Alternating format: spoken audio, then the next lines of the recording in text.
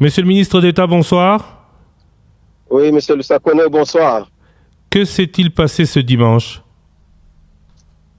Eh bien, un incident fort malheureux. La délégation que je conduisais dans le cadre d'une visite de travail, d'inspection sur le terrain, a été malheureusement victime de quelques coups de semonce de la part de certains éléments manifestement commis à la garde d'une propriété, ce qui a entraîné effectivement une grande débandade.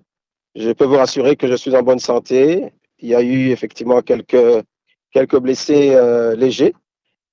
Suite à la débandade, les gens ont pris panique. Mais voilà. Donc, ce qu'il faut dire à ce stade, simplement, c'est que le responsable a été interpellé par les forces de l'ordre. Et je pense que dès demain, il pourra comparaître en flagrance. De quoi s'agissait-il exactement? On dit que apparemment un sujet étranger a construit un mur sur la place publique et que dans votre tournée, vous essayez de rétablir l'ordre. Est-ce exact? Il n'y a pas eu de contact avec le propriétaire de cette résidence ou de cette, disons, de cette propriété. Simplement, nous avons été informés que le sujet en question avait prétendait que cette voie traversait sa propriété, qu'il y avait un contentieux au niveau de la justice à ce sujet. Mais simplement, nous n'avons pas tenté, ni ma délégation, ni qui que ce soit, de pénétrer dans cette propriété. Nous étions sur la voie publique et il y a un mur qui est érigé, effectivement, sur cette voie. Et voilà, donc il n'y a pas eu d'altercation, une discussion quelconque avec le propriétaire. Mais nous n'avons pas compris pourquoi les agents commis à sa garde ont eu cette réaction. La propriété en question est-elle sur un lieu public ou elle est réellement privée? Bien, écoutez, je vous dis que le dossier est au niveau de la justice, que effectivement, tout ce que nous avons pu constater sur le terrain, c'est qu'il y a un mur, donc il y a un contentieux parce que la voie va passer par là. C'est un prolongement d'une avenue. Mais le sujet en question soutient que ça fait partie de sa propriété. Donc voilà, il y a un contentieux à ce sujet et ça se règle normalement par la voie de la justice. Et c'est cette voie qui devrait être privilégiée plutôt que des comportements de ce genre. Vous étiez dans le cadre donc d'une tournée des travaux Tchilé-Gelou. Quel bilan pouvez-vous faire de ces travaux? Eh bien, nous avons fait les 4 districts qui couvrent effectivement le projet Tchilé-Gelou. Le constat que nous avons fait à ce stade, c'est que nous sommes plus ou moins à 9 mois depuis que ce projet a été lancé, parce que cela date du mois de mars de cette année. Et effectivement, nous avons donné quelques mesures correctives parce que nous voulons voir les travaux avancer beaucoup plus vite que ce qu'ils n'avancent. Et nous avons effectivement fait remarquer à la société qui est en train de faire les travaux que il y a des délais qui doivent être respectés. Il reste 19 mois jusqu'à ce que ce projet soit achevé, parce qu'il était retenu qu'il devait être achevé en 28 mois, du moins pour la ville de Kinshasa. Et donc, ils nous ont promis d'accélérer les travaux. Et voilà, nous avons avec eux fait le point, fait l'évaluation tant technique que financière de la route.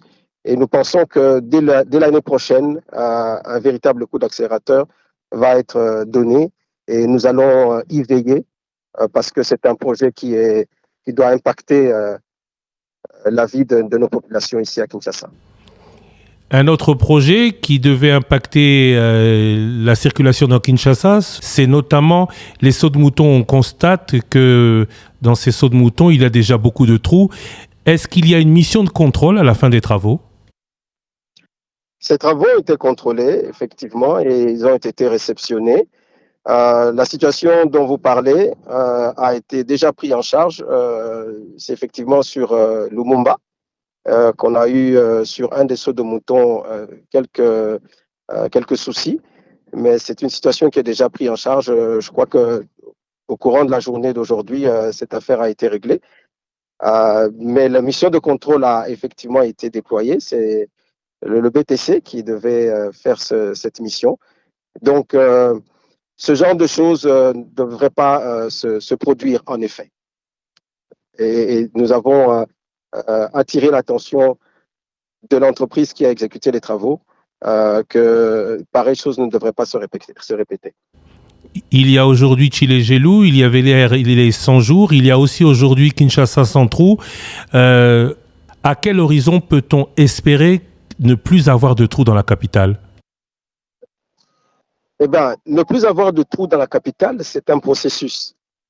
Nous avons lancé le projet Kin Zero Trou et nous avions précisé que Kin Zero Trou a plusieurs phases. Dans sa première phase, Kin Zero Trou reprend quelques artères, à peu près 19 artères, et ensuite il y aura 27 artères qui vont suivre dans la deuxième phase, et nous allons continuer ainsi de suite jusqu'à ce qu'il n'y ait plus de trous dans Kinshasa. Donc c'est un processus dans lequel nous sommes lancés parce que nous considérons que la ville de Kinshasa est un miroir et qu'il faut absolument que nous puissions terminer les trous de Kinshasa. Donc, la première phase va faire 3 mois. Elle se termine le 15 janvier. Et nous allons entamer la deuxième phase. Et nous allons poursuivre parce que, comme je vous dis, 19 artères dans une première phase, 27 artères dans une deuxième phase. Mais il faudra poursuivre cela parce que Kinshasa est une capitale énorme, qui a énormément d'artères et qui a beaucoup de problèmes. Et nous voulons effectivement aller jusqu'à ce que cette ambition que nous avons de rendre Kinshasa zéro trou soit une réalité.